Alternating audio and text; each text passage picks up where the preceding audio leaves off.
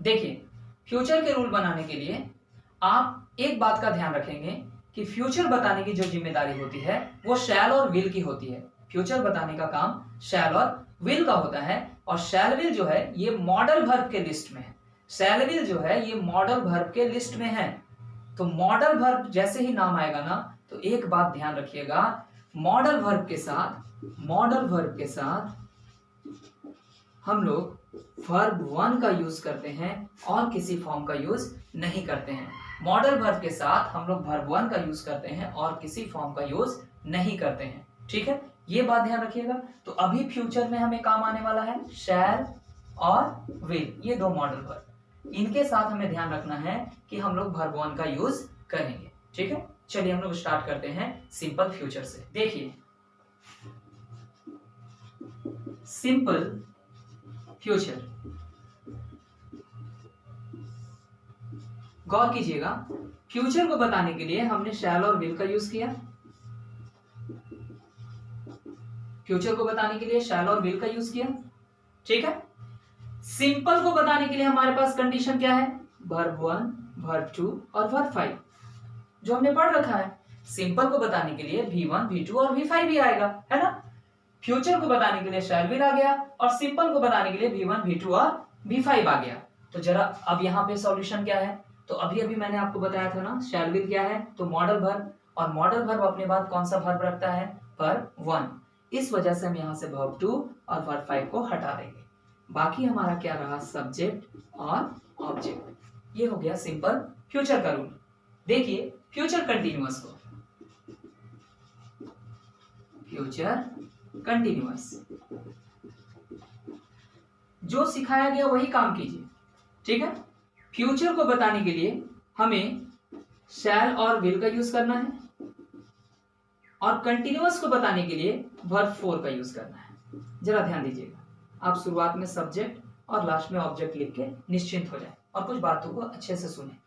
Future बताने के लिए शैल और विल का यूज किया गया, कंटिन्यूअस बताने के लिए वर्ब फोर का यूज किया गया। अब दोनों की डिमांड को सुनिए। शैल और विल का कहना है कि मुझे यहाँ V1 चाहिए, क्योंकि शैल विल मॉडल वर्ब है, अपने बाद वर्ब वन तो लेगा ही। वर्ब फोर का कहना है कि नहीं, मुझे यहाँ is am are was were चाहिए। याद है ना, वर्ब फोर अपने पहले is am are was were लेता है। शैल विल का कहना है मुझे यहाँ वर्ब वन चाहिए, वर्ब फोर का कहना है मुझे यहाँ is am are was were चाहिए। तो is am are was were को लेकर के फिर से प्रॉब्लम हो रही है, तो याद किसको करेंगे? बी को। जरा यहाँ बी लिख के देखिए। तो अब बताइए, वर्ब फोर को is am are was were मिला या नहीं? बिल्कुल मिला, क्योंकि बी का मतलब ही है is am are was were. ठीक है, शैल विल को क्या चाहिए था? क्योंकि ये मॉडल वर्ब है तो अपने बाद वर्ब वन मांगेगा। बी का जो फॉर्म होता है वो कौन सा होता है? आपको याद होगा, पिछले क्लास में मैंने बी को वर्ब वन की जगह लिखा था, यानी बी एक वर्ब वन भी है। तो शैल विल को मिल गया ना वर्ब वन, और वर्ब फोर को मिल गया is am are was were. तो फ्यूचर कंटिन्यूअस का रूल आपके सामने है। ठीक है, देखिए अब आ जाइए फ्यूचर परफेक्ट में। फ्यूचर परफेक्ट में फ्यूचर बताने के लिए शैल और विल का यूज कीजिए, परफेक्ट बताने के लिए वर्ब थ्री लगाइए, सब्जेक्ट और ऑब्जेक्ट दे लीजिए पहले। ठीक है, अब इस खाली जगह में शैल और विल की इच्छा क्या है? कि कोई वर्ब वन आ जाए, और वर्ब थ्री की इच्छा क्या है? हैज हैव हैड, क्योंकि वर्ब थ्री के साथ हैज हैव हैड का यूज होता है। यानी वर्ब थ्री चाहता है कि यहां हैज हैव और हैड आ जाए। शैल विल चाहता है कि नहीं भाई, यहां पर वर्ब वन आ जाए। तो कोई उपाय? बिल्कुल है। अगर आप देखना चाहें तो ध्यान दीजिए, हैव का भी रूप चलता है। जैसे आप गो, वेंट, गॉन, गोइंग, गोज बोलते हैं ना, वैसे he have, had, had, having, has. Have, had, had, having, has. तो हैव V1 है, हैड V2 है, और हैज वर्ब फाइव है। हैव V1 है, हैड V2 है, और हैज वर्ब फाइव है। तो हमें यहाँ क्या चाहिए? Verb one. तो वर्ब वन कौन है? हैव। देखिए तो यहाँ हैव दे करके V3 को हैज हैव हैड में से हैव मिल गया, और शैल और विल को अपने बाद वर्ब वन चाहिए, और हैव का जो रूप होता है वो कौन सा होता है? वर्ब वन का। ठीक है, अगर आपको प्रॉब्लम है तो मैं यहाँ लिख देता हूँ, हैव का V2 हैड, V3 भी हैड होगा, V4 हैविंग, और V5 has। ठीक है, इसको नोट कर लीजिएगा। हम लोग फ्यूचर परफेक्ट कंटिन्यूअस को भी देख लेते हैं। देखिए, एक आखिरी रूल है फ्यूचर परफेक्ट कंटिन्यूअस, उसको भी हम लोग देख लेते हैं। फ्यूचर परफेक्ट कंटिन्यूअस, इसमें भी आपको बहुत बेहतरीन चीज सीखने का मौका मिलेगा। ध्यान दीजिए, कंटिन्यूअस बताने के लिए वर्ब फोर के पहले is am are was were. ध्यान दीजिएगा, वर्ब फोर के पहले is am are was were, तो हमने यहाँ पे is am are was were सबको रख लिया। क्यों? क्योंकि प्रेजेंट होता तो हम इज एम आर को सेलेक्ट करते, पास्ट होता तो हम वॉज वेयर को सेलेक्ट करते, लेकिन यहाँ तो फ्यूचर है जिसके लिए हम अलग से सेल भी लगाने वाले हैं, तो फिर हमें समझ में नहीं आ रहा है कि क्या सेलेक्ट करें, इस वजह से हमने सबको लिख लिया। ठीक है, परफेक्ट बताने के लिए वर्ब 3 और वर्ब 3 के साथ हैज हैव हैड ले लीजिए। हैज हैव और हैड, यहां भी वही बात है, प्रेजेंट होता तो हैज हैव देते, पास्ट होता तो हैड देते, लेकिन है फ्यूचर जिसके लिए हम शैल और विल यूज कर रहे हैं, तो फ्यूचर को तो शैल और विल बता दिया, तो यहां समझ में नहीं आ रहा है कि आखिर यूज किसका करना है, तो सबको लिख लीजिए। बाकी हम लोग बाद में देखते हैं क्या होगा। शुरुआत में सब्जेक्ट दीजिए और लास्ट में ऑब्जेक्ट दीजिए। अब आप एक एक करके रूल के ऊपर काम करना शुरू करें। ठीक है, सबसे पहले बोलिएगा शैल और विल क्या है? Modal verb. मॉडल वर्ब को अपने पास क्या चाहिए? Verb one. तो शैल और विल अपना वर्ब वन ढूंढेगा किसमें? हैज हैव और हैड में।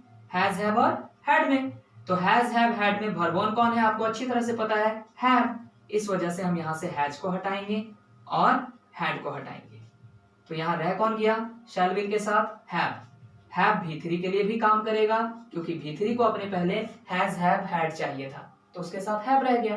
ठीक है, यानी हैव दो काम करेगा, इसके लिए V1 का काम करेगा और वर्ब 3 के लिए ऑक्सिलरी का काम करेगा।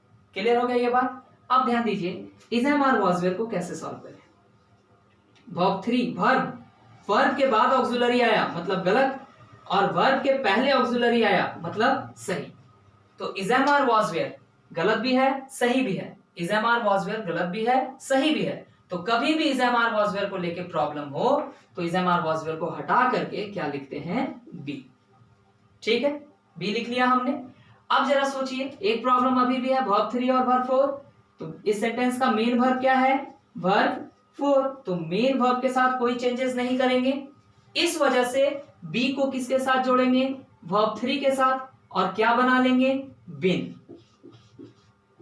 यानी यहां पे V3 भी आ गया और B भी आ गया। ठीक है, इस बिन के पहले क्या लिखना है? हैव। हैव के पहले है शैल और विल।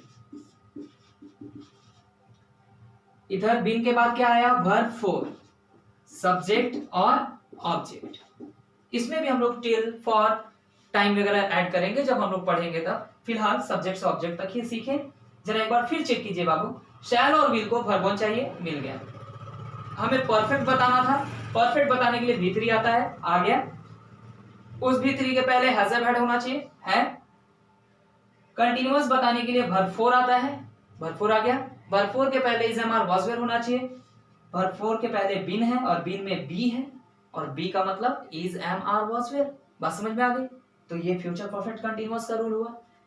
आपका काम है इन रूल्स को एक बार खुद से बनाने की कोशिश करना। सबसे पहले कॉन्सेप्ट वाला वीडियो देख लीजिए जो मैंने पिछले क्लास में दिया था। उस कॉन्सेप्ट वाले वीडियो को देखने के बाद आप अगर आज की क्लास को देखते हैं तो आपको सारा रूल खुद से बनाना सीखने में कोई प्रॉब्लम नहीं लगेगा। ठीक है, और आप आसानी से रूल को बना लीजिएगा। देखिए, रूल अगर आप बना लेते हैं ना, तो बनाने से बेनिफिट ये है कि आप चाह के भी उसको भूल नहीं पाइएगा।